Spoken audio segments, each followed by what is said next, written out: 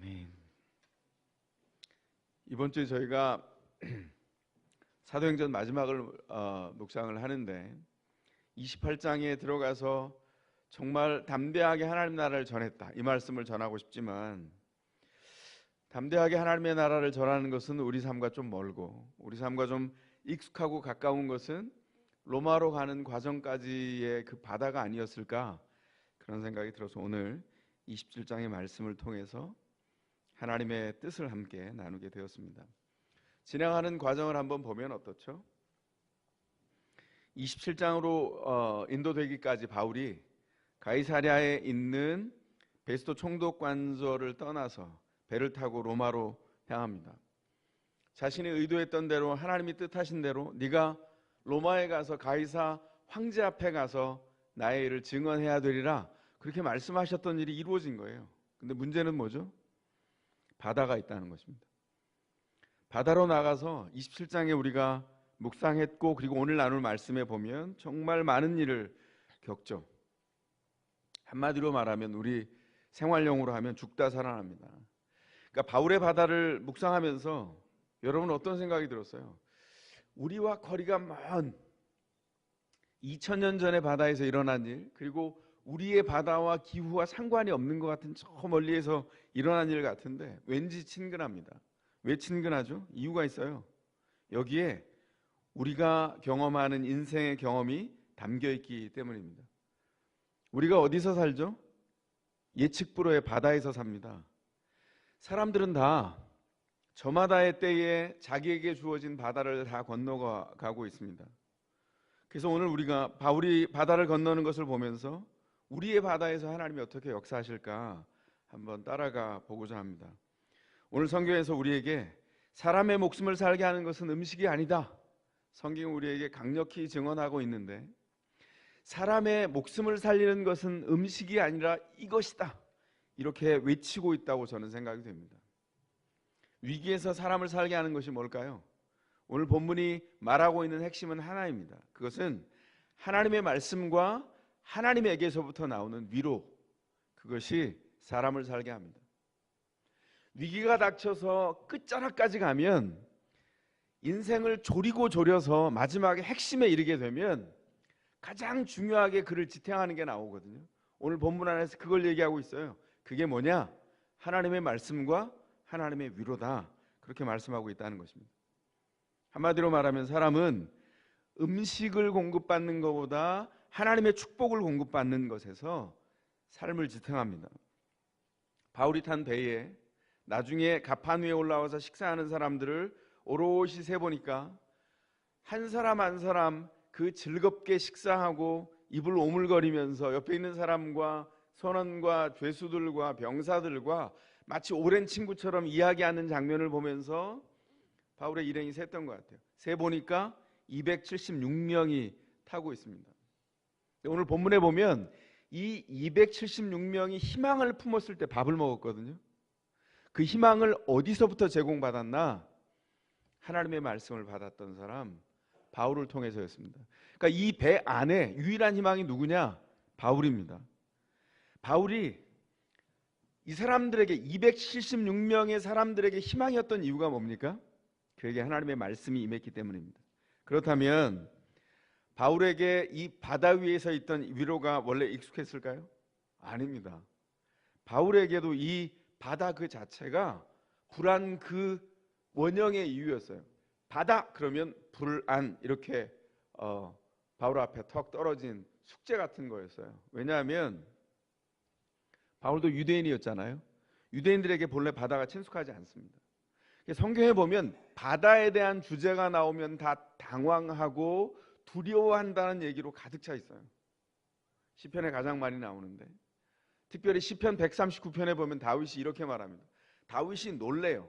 그가 하나님을 피해서 바다 끝에 가 있다 할지라도 주님이 거기 계시며, 바다 끝에 가 있을 때에도 주님이 거기 계시다는 것 때문에 놀랍니다. 이유가 뭐예요? 유대인의 의식세계 안에서 바다는 하나님의 통치가 가장 먼 곳입니다. 심지어 그들이 느꼈던 체감으로는 바다는 하나님의 통치가 없는 곳이에요. 그래서 여러분 요한계시록에 보면 바다를 뭐라고 표현합니까? 악의 본거지로 표현합니다. 바다는 악이 출몰하는 곳이에요. 그래서 요한계시록 13장에 보면 바다에서 뭐가 올라오냐면 뿔 10개가 달리고 머리가 7 달려서 거기 하나님의 이름을 모독하는 표들이 달려있는 정말 괴기스럽고 이상한, 보면 깜짝 놀랄 만한 악한 짐승이 바다에서 출몰합니다. 바다에 음녀가 앉아있죠. 뭐예요? 바다가 하나님을 대적하는 악한 세력의 본산이라고 표현하고 있습니다. 우리 주님께서 한판 대적을 벌이십니다. 요한계시록에 보면. 참고로 요한계시록은 묵시 언어로 쓴 상징이죠. 그래서 요한계시록에 있는 내용을 상징을 다 드러내고 보면 그때 로마 제국 안에 살았던 신자들에게, 오늘 이 땅을 힘겹게 살아가는 신자들에게 하나님은 어떻게 역사하시는지를 보여주는 상징 언어로 메시지를 분명히 해주고 있습니다. 악과 한판승을 벌여서 어떻게 되죠? 이깁니다. 확실하게 이겨요. 악이 완전히 근절되죠. 우리 주님이 역사하셔서 재림하는 때를 얘기할 때 요한계시록 21장에 뭐라고 말합니까? 서두가 이렇게 시작합니다. 새 하늘과 새 땅이 하늘에서부터 내려옵니다. 그래서 원래 있었던 땅과 하늘이 없어졌어요. 그런데 새 하늘과 새 땅이 내려왔을 때 없어진 게 또 하나 있습니다. 바다가 없어져 버렸어요. 요한계시록 21장에 보면, 바다를 좋아하시는 분들은 요한계시록 21장 보면 굉장히 실망할 것 같아요. 그런데 실망할 필요가 없습니다. 아까 말씀드렸죠. 이건 상징입니다. 주님이 오시는 날 바다를 좋아하는 분들은 바다에 나가서 즐겁게 주님을 찬미할 거예요. 위험이 아예 사라져버린 바다에 가서 주님을 찬미하게 되실 겁니다. 상징입니다. 주님이 재림하시는 때, 완벽한 통치가 일어날 때 어떤 일이 벌어지나, 악이 완전히 근절된, 사단이 불못에 던져져 버린 완벽한 주님의 통치가 있는 그때를 맞이하게 될 거라는 것이죠. 그런데 문제는 주님이 재림하실 때까지 신자는 주님이 원래 오셨던 초림과 재림 사이를 살아요. 신자는 그래서 주님이 오실 때까지 어디에 삽니까? 오늘 말씀에 있는 문법대로 하자면 주님이 오실 때까지 신자는 바다가 있는 세상 안에 살면서 분투합니다. 바람에 계속 시달립니다. 우리 인생 그 자체가 바다에 있어요. 바다에 있다는 게 뭐죠? 예측할 수가 없다는 겁니다. 바울이 당시 유대인들에게 익숙하지도 않은 이 불온하기까지 한, 사단이 거기서 근거지를 삼고 통치하려고 하는 거 아니야? 하나님의 통치에 도전하는 거 아니야? 이렇게 생각하는 그 바다를 통과해서 로마로 간다. 얼마나 힘겨웠을까요? 두려움 그 자체였을 겁니다. 사실 바울은요, 전도를 하기 위해서 1차, 2차, 3차 전도행을 하는 동안에 바다를 몇 번 경험했어요. 그냥 경험한 게 아니라 파선을 당하기까지 배가 쪼개지는 것을 3번이나 경험했고, 기둥에 묶어놓고 이리저리 밤낮을 방황했던 적도 있었다고 고린도 교회 편지할 때 자기의 경험을 수리한 적이 있어요. 그런데도 그 경험은 그 경험 때문에 오히려 익숙해진 것이 아니라 바다가 더 두려울 만큼 트라우마가 생겼을 수 있을 것 같습니다. 현대인인 우리들에게 또 다른 바다가 있죠. 그 뭐죠? 하늘바다죠. 그래서 우리가 뭐라 그럽니까? 비행기가 타고 내리는 것을 공항이라고 하죠. 공항, 공중에 있는 항구란 뜻이에요. 공중으로 가고 내리기 위한. 그런 생각 해보셨습니까? 영어로 에어포트라 그러잖아요. 하늘에 있는 항구, 하늘로 뜨고 하늘에서 내리는 곳이라 그래서 에어포트, 공항 이렇게 부릅니다. 비행기에 대해서 트라우마를 가진 사람들이 뭐 저 말고도 많이 있을 것 같아요. 저 이제 많이 개선이 됐습니다만, 왜냐하면 오래전에 어떤 경험을 했냐면, 제가 선교 사역을 끝내고 돌아오는데 선교회사가 돈이 없으니까 분명히 후원금은 많이 드렸는데 그걸 전체에게 분배해야 된다는 생각 때문에, 그때 물론 들어오려면 하루길이었어요. 24시간이 걸려야 들어오는 때였는데, 근데 24시간이 아니라 72시간이 걸려서 한국에 왔습니다. 3일이 걸려요. 오만 낡고 싼 비행기를 여기저기 다 돌려가지고 돌아오는데, 홍콩에서는 심지어는요, 홍콩 일정이 없어요. 근데 홍콩에 내렸어요. 그래서 같이 내리려고 했더니 승무원이 와서 제지합니다. 당신은 내릴 수 없습니다. 비행기 안에 계세요. 아주 신비한 경험을 했습니다. 지금도 이해가 안 돼요. 그게 무슨 일인지. 그래서 다 저희들 빼고 다 내리고 2시간 동안 청소를 하는 걸 비행기 안에서 다 지켜보고, 그리고 나서 비행기가 떠서 대만을 가는데, 이때는 이제 더 기가 막힌 거예요. 제트기류를 만났어요. 말로만 듣던. 근데 그게 어느 정도냐면 저희가 롤러코스터를 탈 필요가 없어요. 그거보다 더 깊은 롤러코스터 이전에도 이후에도 타본 적이 없습니다. 이게 기류를 따라서 이렇게 비행기가 떨어지는데요. 그냥 이렇게 뭐 하강합니다, 이게 아니라 우악 떨어지는데, 고개가 이게 젖혀져서 이게 고개가 안 돌아오고요. 고개가 가슴을 보는데 고개를 들 수가 없어요. 이게 얼마나 빠르게 오르내리는지. 이걸 10차례를 넘게 한 것 같아요. 제가 끝난 다음에 승무원한테 물어봤습니다. 혹시 이러다가 비행기가 떨어지기도 하나요? 웃으면서 그러더라고요. 예, 이러다가 추락하기도 합니다. 끔찍한 경험이었어요. 한동안 트라우마 때문에 비행기 타는 게 너무 고역이었습니다. 지금도 유쾌한 경험은 아니지만 그 트라우마는 이제 벗어났는데, 고생을 심하게 하면 트라우마가 생기죠. 전 바울에게도 바다가 이런 대상이 아니었을까 생각합니다. 그런데 다행히도 그 주변에 바다와 친한 민족이 있어요. 이스라엘과 가까이 붙어 있는 페니키아, 해양 민족이죠. 성경의 언어로 하면 두로와 시돈 사람들, 페니키아의 후예들입니다. 해양 민족이에요. 이 사람들은 원래 뱃사람들입니다. 그리스 사람들 원래 해양 민족입니다. 그래서 오늘 본문에 보면 바울이 지금 그리스 사람들이 운영하는 상업용 배에 몸을 싣고 거기 짐을 많이 싣고 왔다 갔다 하면서 운임을 받는 그 무역선에 타고 지금 가고 있는 거예요. 그러다 어떻게 됐습니까? 로마로 가는 중에 유라굴라 폭풍을 만났습니다. 죽을 고비를 경험했어요. 바울 빼고 거기 있는, 특별히 배를 운영하고 함께 있는 선원들은 다 그리스 사람들인데, 이 사람들은 바다와 배에 능숙한 사람들이에요. 문제는 뭡니까? 그 능숙한 사람들도 이 폭풍 이는 바다가 속수무책이라는 것입니다. 상업용 배라고 말씀드렸습니다. 27장 한번 조금만 빠르게 한번 지나가 보면 어떤 일이 일어났냐면, 유라굴라 폭풍을 만났어요. 그러니까 선원들이 어떻게 합니까? 짐을 배 밖으로 던져버립니다. 27장 18절에 나와 있어요. 이건 뭘 얘기하는 거죠? 자기들의 비즈니스를 포기했어요. 뭐가 중요하다는 겁니까? 목숨이 비즈니스보다 중요하다, 이렇게 지금 증명해주고 있는 거예요. 조금 더 지나서 어떻게 했어요? 배 안에 있는 배 장비들을 밖에 던집니다. 19절에 나와 있어요. 이건 뭘 선언한 거예요? 선원 스스로가 항해가 우리 손으로 핸들해서 운영하기가 불가능하다, 포기한 겁니다.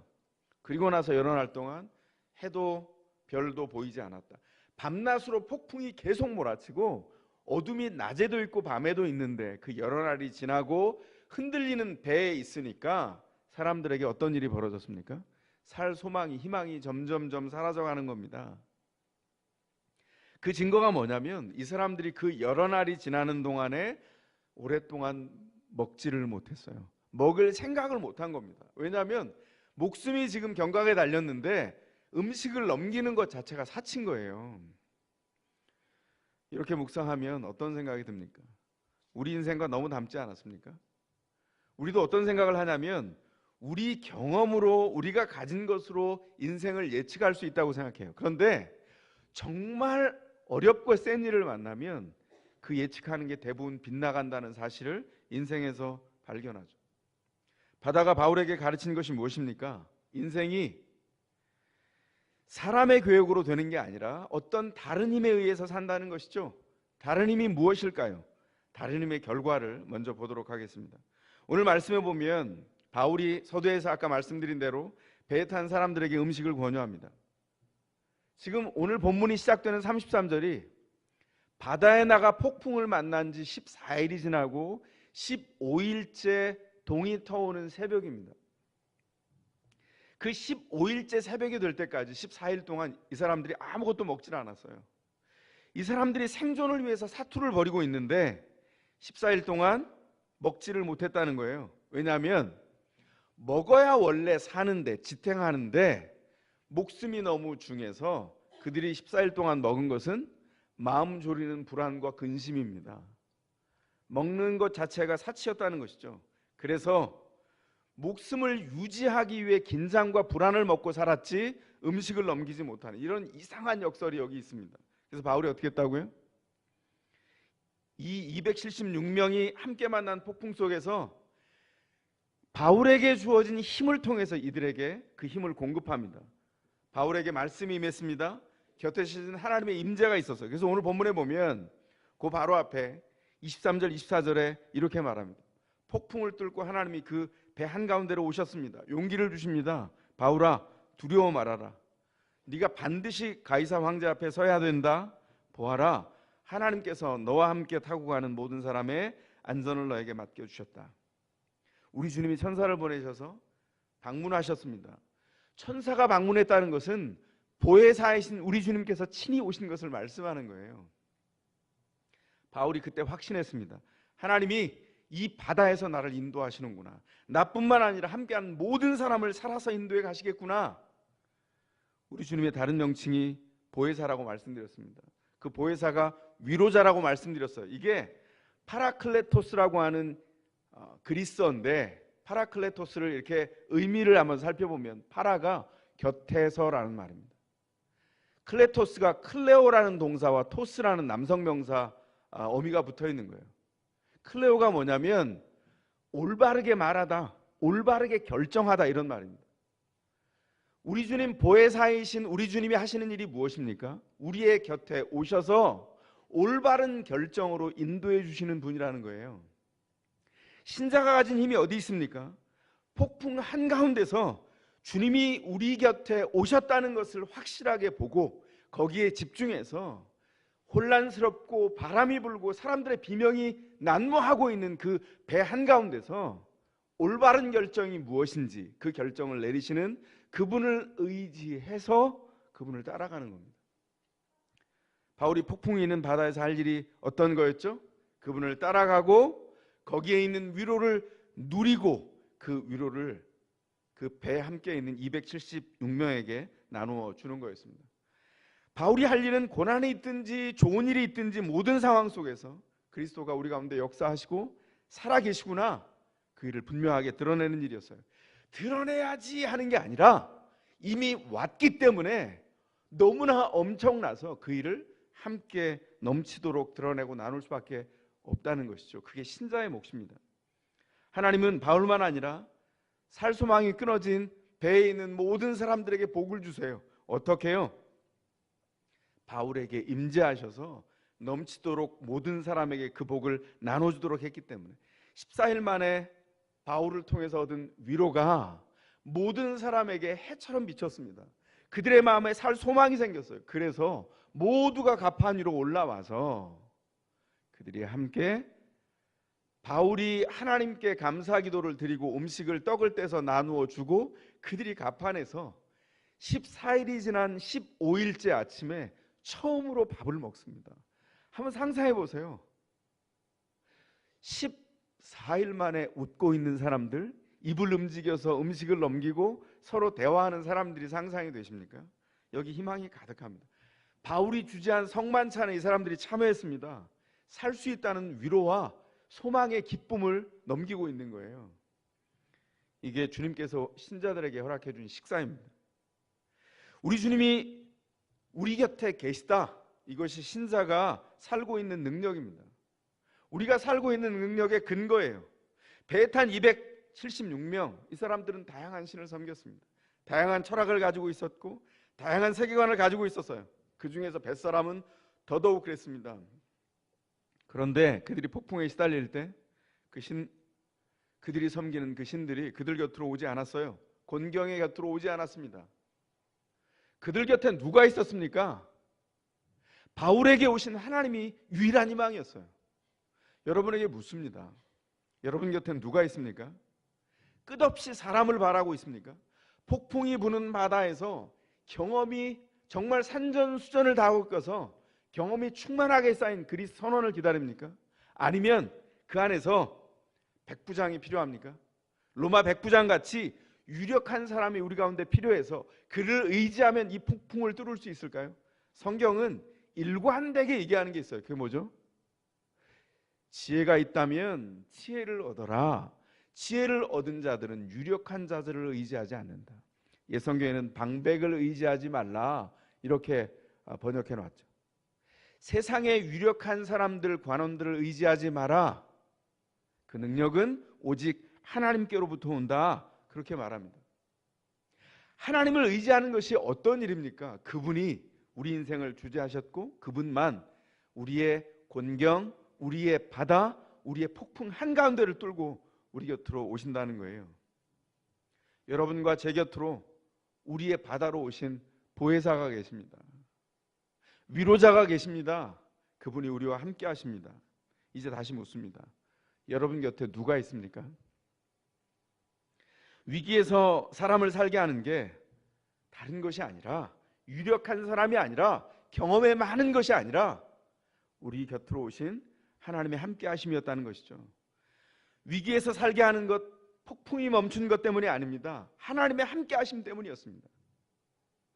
여러분, 상황 가운데 우리가 어떤 기도를 하냐면 상황이 어려워지면 상황을 바꿔달라고 기도합니다. 이 상황이 바뀌면 하나님의 임재를 경험할 수 있다는 거예요. 그러나 분명하게 말씀드립니다. 상황의 메시지 없습니다. 신자들이 끊임없이 착각하며 기도하는 것, 상황이 바뀌었을 때 하나님의 임재가 있다고 말해요. 정말 그렇습니까? 아니요, 상황의 메시지 없습니다. 폭풍이 불든 폭풍이 멈추든 주님이 곁에 계신가가 우리에게 있는 메시지입니다. 다시 말하면 상황이 메시지가 아니라 우리 주님이 메시지예요. 주님이 그 안에 계십니까? 여러분이 불평하고 있다면 주님 앞에서 하고 있어요? 상황 앞에서 하고 있는 건 아닙니까? 우리에게 우리 인생의 8알은 상황 가운데 시달리는 겁니다. 우리는 바다 가운데 있어요. 그 가운데서 불평이 안에서부터 솟구치는 건 자연스러운 일입니다. 그러나 자연스러운 것에 굴복하지 마세요. 하나님이 여러분 가운데 구원하시고 세우셨다면 여러분이 오늘 만난 상황 안에서도 주님이 거기 계십니다. 왜 못 봤죠? 우리의 상황이, 우리가 바꿔달라고 했던 우리의 목소리가 주님의 목소리보다 더 컸고, 우리가 보려고 했던 신기루가 주님이 우리 가운데 오신 그 모습을 보지 못하게 눈 감게 만들었어요. 다시 한번 살펴보시기 바랍니다. 상황엔 메시지가 없습니다. 상황에 메시지가 있다면 바울은 이게 어떻게 된 겁니까? 바울의 상황이 너무 고통스럽지 않아요? 감옥은 웬일이냐 싶은데 감옥에서 나오니까 바다로 인도됩니다. 바다로 그러면 순적하게 보내주셔야 되잖아요. 네가 로마 황제 앞에, 가이사 앞에 가서 나의 일에 대해서 증언해야 되리라 말씀하셨어. 용기 내라고 하셨어요. 그럼 순적하게 바람 없도록 해주시고 빠르게 가야 되지 않습니까? 그런 게 없어요. 이 풍랑은 뭡니까? 죽을 듯이 살 희망이 사라질 만큼 14일 동안 밥을 못 먹을 만큼 이 절체절명의 위기 가운데 바울을 그냥 두셨어요. 이걸 어떻게 이해해야 됩니까? 아니, 하나님의 뜻을 수행하러 가려고 하면 좀 순적하게 인도해 주셔야 되지 않겠어요? 아니 무슨 우리네 집들이 하는 것보다 못합니까? 아니 우리 집들이 할 때 보통 이렇게 요즘 그런 거 가져가더라고요. 저도 그래서 종종 들고 갑니다. 화장지 들고 가잖아요. 그래서 맨 처음에 그랬어요. 이 화장지를 왜 들고 갈까? 그랬더니 그거 앞에 주석이 친절하게 써 있더라고요. 술술 잘 풀리는 집. 세상에 집들이 하는 것보다 못해요 라고 하나님께 여러분이 항변할 수 있어요. 저도 이해가 됩니다. 저로 많은 날 동안 그렇게 하나님 앞에 물었기 때문입니다. 그러나 오늘 본문을 봅시다. 모든 이들이 바울의 말을 듣고 용기를 내서 갑바니에서 276명이 즐겁게 식사를 마쳤습니다. 육지가 보입니다. 어딘지는 모르지만 사람들의 마음속에 어떤 생각이 떠올랐을까요? 야, 이제 고생 끝이다. 그렇게 생각하는 순간 상황이 급변했습니다. 완전히 바뀌어버렸어요. 모래톱에 배가 박히면서 이물이 움직이지 않고 고물이 부러져 나갔습니다. 절망적인 상황에 이제 배로서 이제 운명이 끝났습니다. 이제 배는 꼼짝달싹을 못해요. 거기서 이제 끝났어요. 로마 병사들이 어떤 생각을 했냐면 죄수들이 다 도망갑니다. 그러면 자기들의 목숨이 위태해요. 호송하는 게 목적이었기 때문에. 그래서 어떻게 하려고 했다고요? 차라리 그 배에서 도망가기 전에 다 죽여버리자 이렇게 생각합니다. 이 상황이 증명하는 게 뭐죠? 오늘 본문을 통해서 우리에게 말씀합니다. 상황은 결코 우리를 구원으로 이끌지 않아요. 폭풍 가운데 시달리더라도 주님의 음성을 듣는 게 중요합니다. 폭풍이 잦아드는 것이 중요한 게 아니라 그 안에 주님이 계신가가 중요해요. 우리가 원하는 게 있습니까? 언제든지 있죠. 그런데 우리가 원하는 시간에 이루어지지 않습니까? 그때 다시 물으시기 바랍니다. 주님이 살아계시지 않으신가요? 주님이 죽으셨나요? 그럼 우리 예배를 그칩시다. 주님이 말씀합니다. 네가 원했던 것이 오늘 이루어지지 않는다 할지라도 내가 나의 최선의 것으로 너를 인도한다. 제가 신앙생활 안에서 배운 게 뭔지 아세요? 유년 시절부터 고생을 통해서 주님이 인도해 주셔서 주님을 만난 다음에 주님 앞에 신뢰하면서 얻게 된 굉장히 중요한 고백이 있었습니다. 그게 뭐냐면 주님은 언제나 최선의 것을 주신다. 제가 거기 아멘 했어요. 그런데 8할은 고민이었고 고생이었기 때문에 8할의 시간 동안 주님은 최선을 주시지 않는 것 같아요. 그때도 믿음을 발휘했습니다. 주님 도와주십시오. 제 믿음의 연약함을 도우십시오. 제가 이걸 믿기를 원합니다. 주님 최선을 주시는 분이시죠. 주님이 최선을 주시는 것을 믿습니다. 주님 앞에 세워졌을 때 끝끝내 주님은 최선의 것을 허락해 주셨어요. 제가 이렇게 기도한 적도 있습니다. 작전 기도를 할 때 2년을 기도했어요. 매일매일 수첩에 기록해 놓고 빨간 동그라미가 빈 동그라미가 지나갑니다. 40일을 지나가요. 그 뒤에 40일은 빨간 동그라미가 절반 채워져서 지나갑니다. 그 뒤에 40일은 빨간 동그라미가 다 채워서 지나가요. 똑같은 기도를 계속합니다. 들어주시지 않더라고요. 나중에 정말 신물이 넘어올 만큼 주님을 기다렸습니다. 그리고 주님 앞에 기도합니다. 주님, 이게 주님의 뜻이잖아요. 왜 안 들어주세요?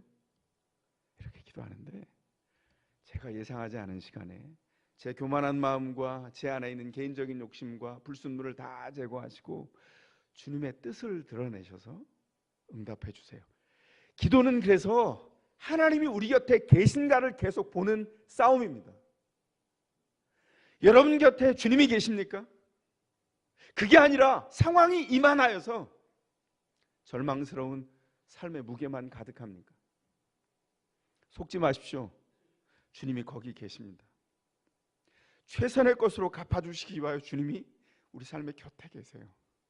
그 일을 놓치지 마시고 주님 앞에 서시기 바랍니다. 이 상황 속에서 우리를 이끄는 것은 상황이 아니었습니다. 바울이 분명하게 알았어요. 다 좋아진 줄 알았는데 상황이 급변해서 다 죽게 생겼습니다. 그때 그 상황을 생명으로 이끌어 주시는 분이 누구입니까? 하나님이셨는데 정말 기가 막힙니다.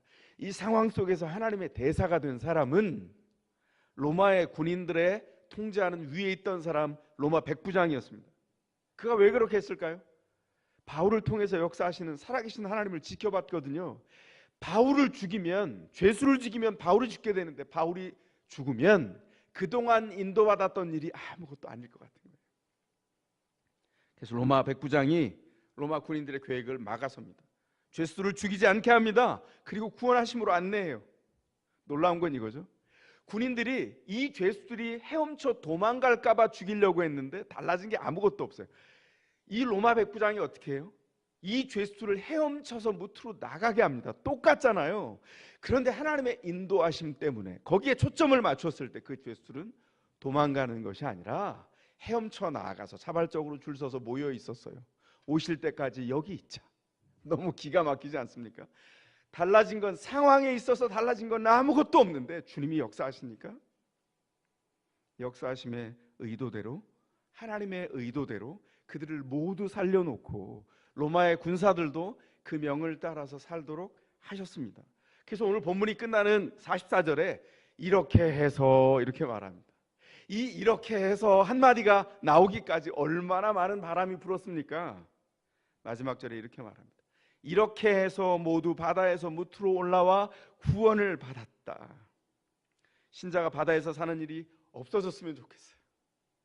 왜냐하면 너무 고생스럽잖아요. 그런데 주님이 오실 때까지 우리의 고생은 끝나지 않을 겁니다.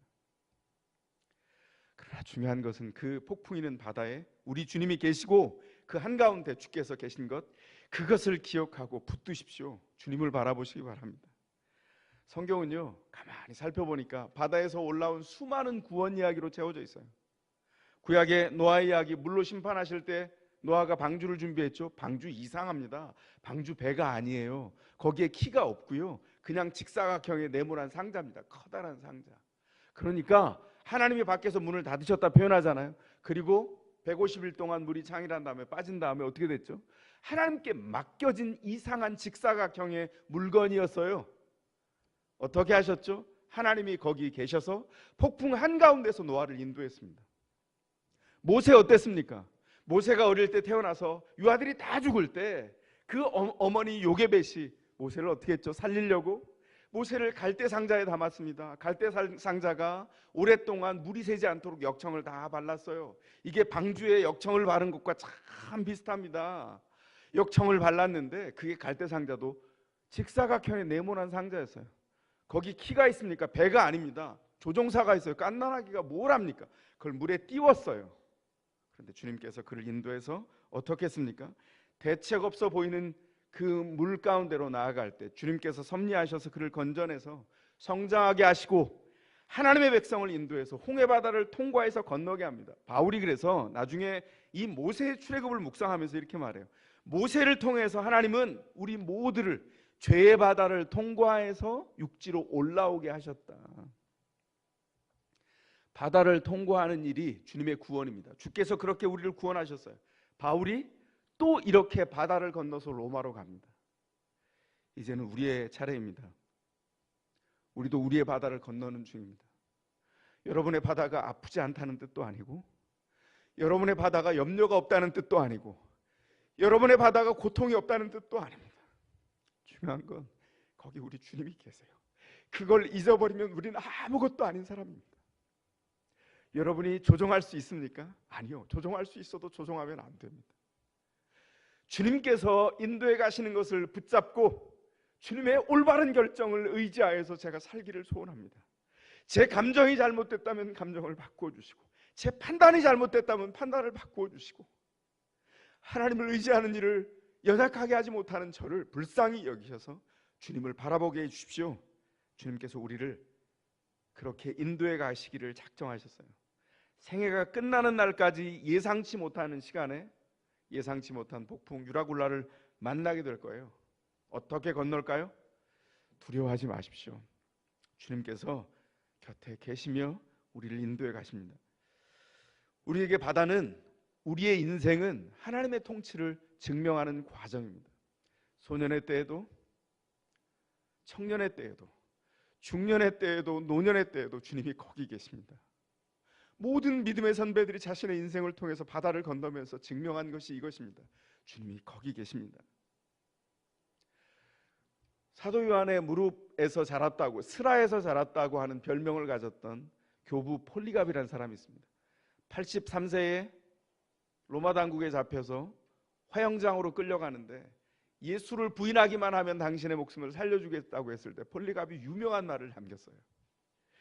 내 생애 80년 동안 우리 주님은 나를 부인한 적이 없는데 내가 주님을 부인할 수 없습니다. 웃으면서 이야기하고 불 속으로 사라져갔습니다. 그는 이 땅에서 사라졌지만 영원히 우리에게 증언하고 있어요. 믿음이 무엇인지, 믿음으로 사는 것이 무엇인지. 우리의 생애가 영혼을 붙들고 오늘 한날을 살아갑니다. 폭풍에 시달려도 폭풍 때문에 두려워하는 것이 아니라 폭풍을 뚫고 오시는 주님을 보아야 합니다. 주께서 우리에게 명령하신 일이 바로 그것이기 때문입니다. 사랑하는 성도 여러분, 여러분은 바다의 뱃사람처럼 능숙해질 필요는 없어요.